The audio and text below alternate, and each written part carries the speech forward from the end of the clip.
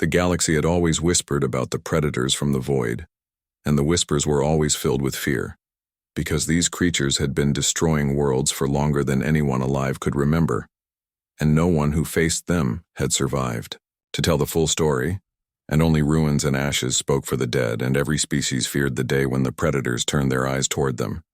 And now that day had come for the humans, or at least that was what everyone believed, because the predators had started moving toward the outer colonies of Earth, and panic spread through the stars, and many alien allies shook their heads and whispered that humanity would be the next to vanish into history. But humanity was not like the others, and on a lonely frontier colony called New Haven, a young engineer named Alex Carter stood outside a hangar with grease on his hands and fire in his eyes, because while everyone else spoke of fear, he thought only of how to fight back, and he refused to let the predators take his home without a struggle. Above the colony, Captain Laura Mitchell walked the bridge of a small ship called the Horizon, and her crew moved with tense focus as sensors showed strange signals on the edges of space, and every officer knew the predators were close, and every officer feared what was coming. But Laura looked calm because she had grown up hearing the same stories as everyone else. But she had also grown up human, and she knew her people did not run when danger came, and instead they found a way to fight. And that was exactly what she was ready to do. No matter the odds, across the colony families packed what they could carry, and children cried as transports lifted off with the most vulnerable, but many stayed behind because there was no time to move everyone, and because they knew even if they fled, the predators would hunt them. And the only choice was to fight here, and Alex worked day and night with other engineers turning tractors into armored carriers and mining tools into weapons. And when someone asked him why he was wasting time with such hopeless work, he simply said that predators bled like anyone else. And that was enough for him to keep going. The predators were close now, and reports came in from scouts that entire outposts had gone silent, and that strange shadows moved between the stars like a storm rolling closer. And Laura ordered every ship in her small fleet to prepare for battle, and her crew felt the weight of her voice steady and calm. And they held to it because they had nothing else to hold to. And Alex could see the same determination growing in the colonists around him, and he knew they were scared, but he also knew they would not break, because humans had a way of standing tall even when the ground shook beneath them. The night before the first attack, the colony was quiet, and the stars above looked cold and endless. And Alex sat with his sister by a fire outside the workshop, and she asked him if they had any chance at all. And he looked at her tired face and the fear in her eyes, and he told her that no one had a chance against the predators until someone decided to stop running, and that maybe they were the ones who had to do it. And she did not argue because deep down she knew he was right. And in orbit, Laura stood at the viewport watching the darkness and whispering to herself that if the predators wanted to test humanity, they would learn what it meant to fight a death world species. When the dawn came, the first predator ships appeared like black knives cutting across the sky, and alarms rang through New Haven and the Horizon, and the other human ships launched to meet them, and the colony shook as weapons fired and explosions lit the sky, and people screamed and prayed and fought all at once, and Alex ran from one system to another, patching power lines with sparks burning his hands and shouting orders to his crew to keep the defenses alive, and Laura's voice filled the comms steady and sharp as she directed ships into positions that confused the predators and made their larger ships hesitate. The predators expected fear. They expected the humans to scatter and run like the others always had, but instead they found resistance sharp and brutal and unyielding, and every time they pushed forward, Laura countered with daring moves that struck their flanks, and every time their weapons tore through a wall, Alex and his team patched it and fired, back with weapons the predators had never seen before, built from nothing but human will and desperation. And the predators began to pull back in confusion, because this was not how the hunt was supposed to go. On that first day, the galaxy changed, and though the predators left behind fire and wreckage, they did not claim victory, and for the first time in living memory, the hunters were the ones forced to retreat. And on New Haven, the people stood among the ruins, breathing hard, but still alive. And Alex looked at the smoke and broken steel, and he knew the fight was only beginning. And in orbit, Laura watched the predator ships fade into the stars, and she whispered that humanity had survived the first storm, and that they would be ready for the next. And across the galaxy, whispers began to change. And where there had only been fear, there was now something new and dangerous, and it was hope. The predators did not wait long before returning, And when they came back, their ships were larger and their numbers greater. And the sky above New Haven filled with shadows that swallowed the light, and the people who had barely begun to repair their homes felt the ground tremble as alarm screamed again, and Alex Carter wiped the oil from his hands and looked at the sky with no fear, because he had already seen that the predators could bleed, and he knew this time they would bleed even more. And in orbit, Captain Laura Mitchell stood on the bridge of the horizon, calm and sharp as her crew looked to her for strength, because they could feel the storm about to break, and they needed someone to hold them steady. The predators attacked, the outer defenses first tearing through satellites and scattering drones, and they moved with the confidence of hunters, certain that their prey would break. But Laura moved her fleet into position with daring speed, and the horizon struck from behind asteroid cover, cutting into predator formations, and the human ships hit fast and vanished again, before the predators could lock them down, and the hunters grew frustrated because their targets did not behave like prey. And Alex raced through smoke and fire in the colony command center, repairing shield generators as predator fire slammed into the surface, and people screamed around him. But he kept working, because if the shields failed, then nothing would stand between the colony and destruction. Explosions lit the night sky, and the colony shook as predator troops landed in black armored transports and poured into the streets, expecting terror to freeze the humans. But they found barricades waiting and colonists with weapons made from mining drills and hunting rifles firing with steady hands, and Alex moved among them, shouting orders to redirect power and keep the lights alive, while Laura sent precision strikes to cut off enemy reinforcements, and the predators fought with claws and blades and energy weapons. But the humans fought with desperation and clever traps that turned alleys into fire pits and tunnels into death traps, and the hunters who had never known fear began to taste it for the first time. Hours stretched into a long night of battle, and smoke covered the stars, and the predators pushed harder, growing more savage as their pride was wounded. But the humans only grew more stubborn, and Alex crawled through rubble to reconnect broken lines, while Laura risked everything by pulling her fleet closer to the colony, so that her gunners could support the ground fight, and the predators howled with fury at this resistance. But they could not break through, and every block they gained cost them too much, and every ship they lost to Laura's maneuvers spread more confusion through their fleet. By dawn, the colony was scarred and burning but still standing, and the predators who thought they would crush New Haven in one night found themselves retreating to regroup, and Laura stood at the viewport watching their ships fade again, her jaw set with determination because she knew they would come back stronger.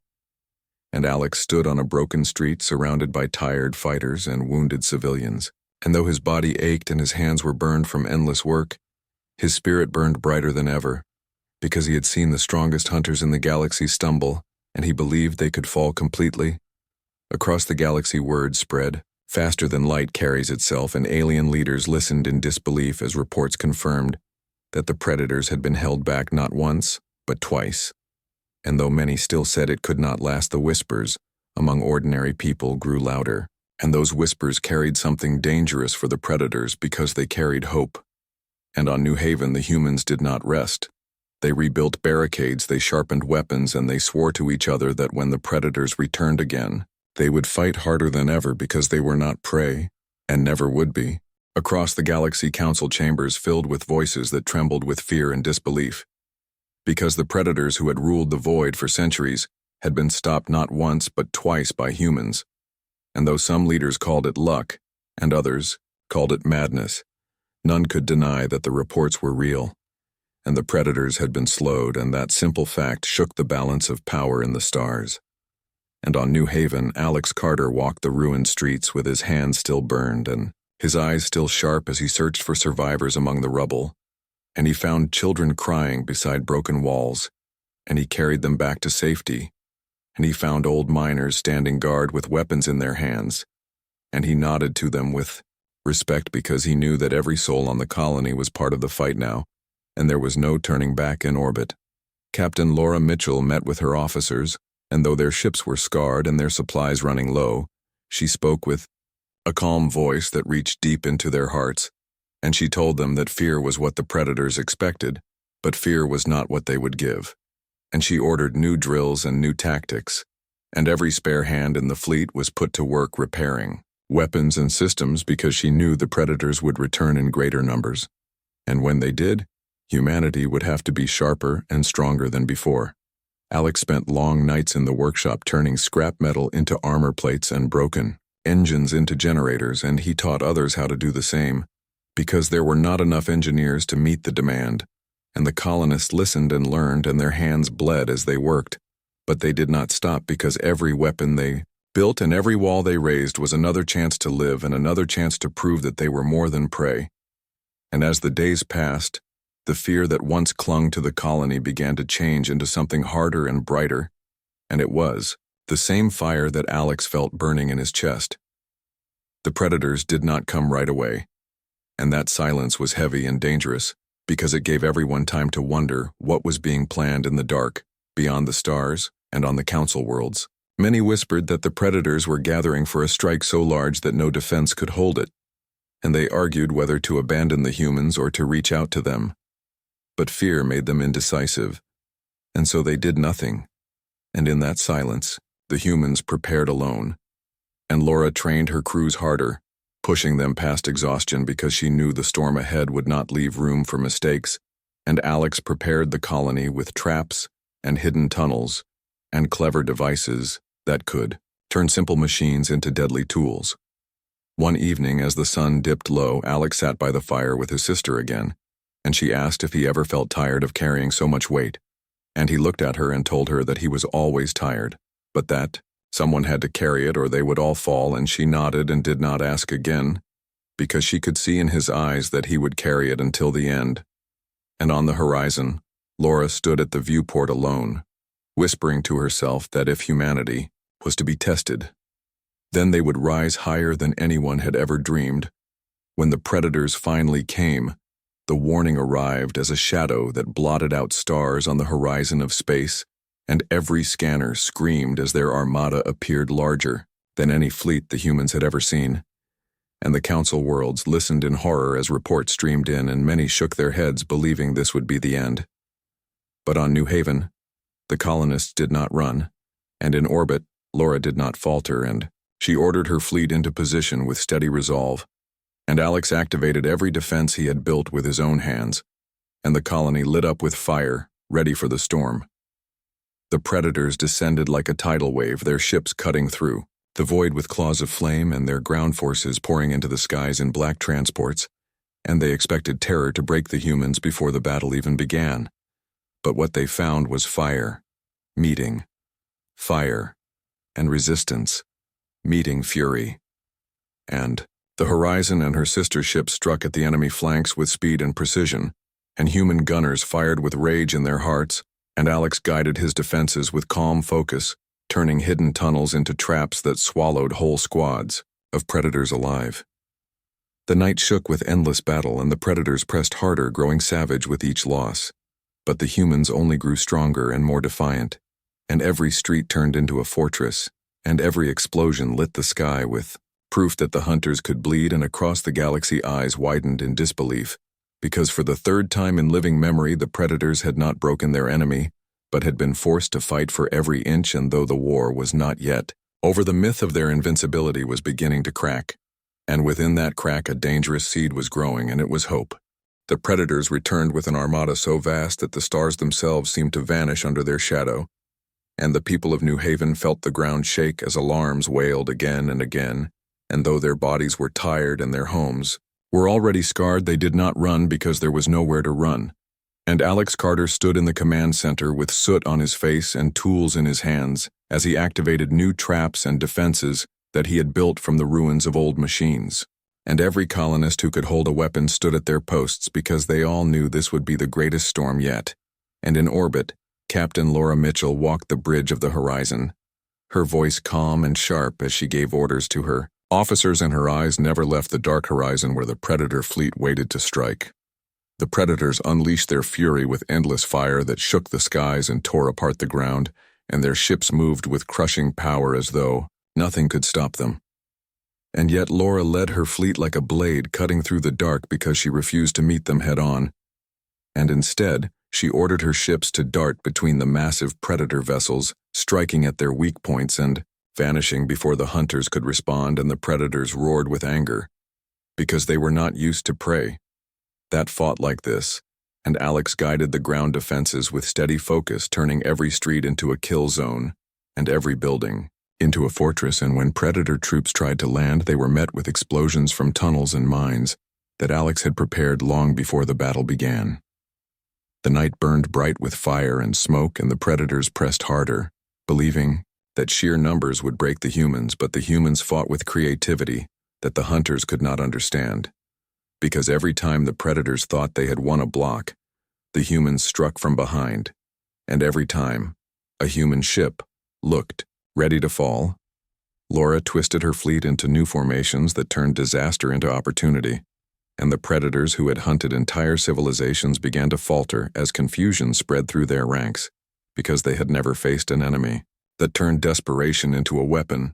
Hours turned into days of endless fighting, and New Haven became a battlefield where every corner carried danger and every shadow hid a trap, and Alex crawled through rubble again and again, dragging wires and patching broken lines with blood dripping from his hands, and still he kept working, because without power the colony would fall. And Laura did not sleep as she directed her fleet through maneuver after maneuver, striking where the Predators were weakest and always pulling back before the hunters could surround them. And her crew followed her without hesitation, because they had come to believe in her, the way the colonists believed in Alex. The Predators tried new tactics, dropping heavier forces onto the surface and sending swarms of ships to overwhelm the human fleet, but every move was met with human defiance and cunning. And when the Predators thought they had trapped the horizon, Laura led her ship straight through the heart of their formation, firing at point-blank range and leaving wreckage in her wake. And when the Predators thought they had broken the colony lines, Alex triggered a chain of explosions that collapsed entire tunnels on top of them. And the hunters howled with rage as they realized that their strength was being turned against them. The battle scarred the colony beyond recognition, and whole sections of New Haven lay in ruins. But still the people stood, and still the humans fought. And the Predators, who had come expecting to crush their prey, now found themselves bleeding for every inch of ground, and their commanders grew desperate as their pride was broken piece by piece. And across the galaxy news spread that the Predators were being stalled again, and fear began to shift into awe as species who had once hidden in silence now watched with hope, because they saw humans standing against the darkest hunters the galaxy had ever known. By the end of the second week, the Predators began to pull back, leaving behind wreckage and bodies and fire. And though the battle was not over, and though everyone knew they would return again, the humans had survived, and they had done more than survive, because they had proven that even an endless armada could be resisted if only the will to fight was strong enough. And Alex stood in the ashes of the colony with his hands shaking, but his spirit burning brighter than ever, and he looked at the people who still stood beside him, and he knew that humanity would not fall. And in orbit, Laura watched the Predator fleet fade into the darkness and whispered to herself that if this was the strength of her people, then no Predator in the galaxy could ever truly claim victory. The battlefield was still shaking from the last clash when silence fell across the stars, and both fleets waited in uneasy tension. The human ships stood in formation, their hulls scarred, but their weapons still glowing faintly with stored energy, while the alien armada spread out like a swarm trying to circle them and probe for weaknesses. Many captains from the alien side whispered to each other, unsure why humanity had not fallen yet, when by all measures they should have been erased already. But the humans remained, and that thought alone spread fear through the alien ranks. The commander of the alien fleet, a tall figure with cold silver eyes, looked at the holographic map and could not understand how a species that had only been in the stars for a short while could resist so long. He spoke to his lieutenants, saying that humans should not have this endurance, that no world born on a death world should last under fire this long. But his words rang hollow, even to himself, because the truth was in front of him. The humans were fighting with a strength none of them could predict. On the human flagship, the admiral stood calm, though his crew could see the exhaustion in his eyes. He gave no sign of weakness. Instead, he looked at every report that came to him. He saw how many ships were damaged, how many men and women were injured. But still, he only said one thing to his officers: hold the line. And they did, because when a human leader spoke with that steady tone, people believed, and they gave every piece of themselves to keep the fleet alive. The admiral knew they were outnumbered, but he also knew something else. The aliens did not understand. Humans never fought only with weapons. They fought with will, And that was something no machine could measure.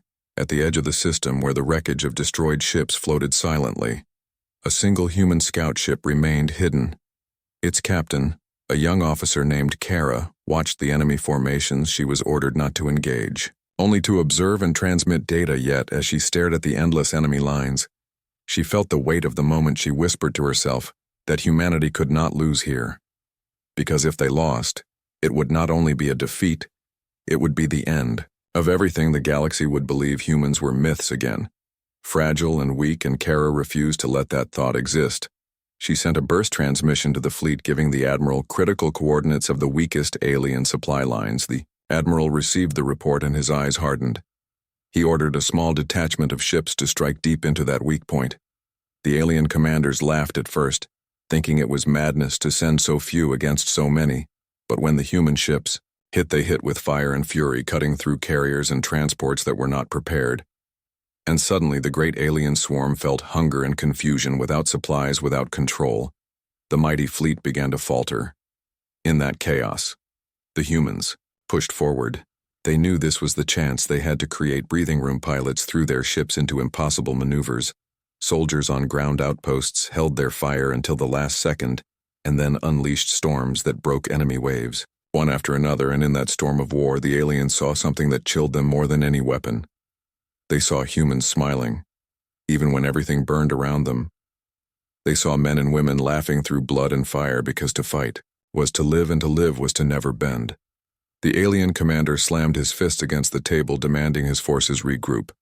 But the fear spread faster than orders. Some captains hesitated, some even fled, leaving their comrades to die, and the humans did not hesitate. They chased every weakness like wolves chasing prey. And the commander realized with horror that these so-called primitive deathworlders were not prey at all. They were predators, and the galaxy had misjudged them since the first contact in the middle of the chaos. The Admiral stood watching the stars burn with calm focus. He spoke into the comms, telling every ship to hold steady, to strike. Not with anger, but with precision. Because survival was not enough. They needed victory. His crew carried out his commands with silent devotion, and every successful strike pushed the aliens back one more step. It was not a sudden win. It was slow and bloody, but it was real. Kara from her scout ship saw the shift she transmitted, again marking hidden mines and weak carriers. Every bit of data helped, and she whispered to herself that even the smallest ship could change the fate of war. She believed this truth, and when her transmission was almost jammed by enemy signals, she pushed her engines to the limit, flying dangerously close to enemy lines to keep the signal strong. Her ship shook under fire, but she did not turn away, and the Admiral saw her bravery. He knew that these were the kinds of acts that turned battles into legends. Hours turned into endless firestorms, and the humans still stood, their hulls breaking, their bodies strained, but their spirit unbroken. The aliens could not understand it. They had fought countless wars against countless races, but never had they faced an enemy that grew stronger the longer they fought instead of weaker. The humans took every wound and turned it into fuel, and the alien commander at last whispered to himself that perhaps myths were true after all, because no logic could explain this endurance. As the final wave of the battle rose like a tide, the Admiral gave the order that no one expected. He told his ships to break formation and dive straight into the heart of the enemy. It was reckless. It was madness. But the humans obeyed because they trusted him. The alien fleets were caught off guard. They expected defense, not offense, and when the humans struck through the core of their armada, the alien fleet cracked like glass under a hammer.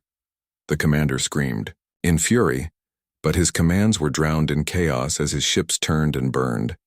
The battlefield became a graveyard of fire and wreckage, and through it all the humans carved a path. Their losses were heavy, but they did not stop, and finally the aliens began to retreat. Pulling back ships one by one until the stars grew quieter, the humans did not chase far. They simply held their ground, breathing hard, watching the enemy vanish into the distance. And in that silence, the truth settled: the humans had survived again against all odds.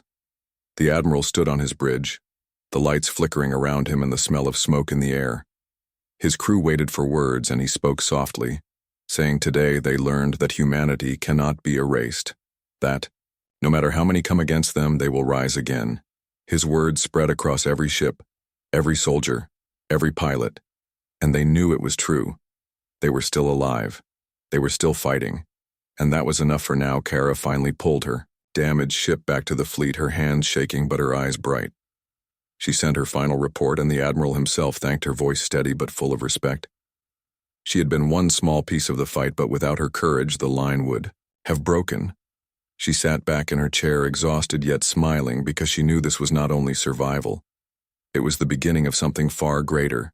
As the wreckage drifted in the void and the wounded were carried to safety, the humans prepared for the next storm, because they all knew the war was not over. The aliens would return stronger, angrier, and more desperate. But so would humanity, and every alien who had seen this battle would whisper in fear when they spoke of humans. They would no longer call them fragile, they would call them the predators of the stars, and from this day, the galaxy would never see them the same again.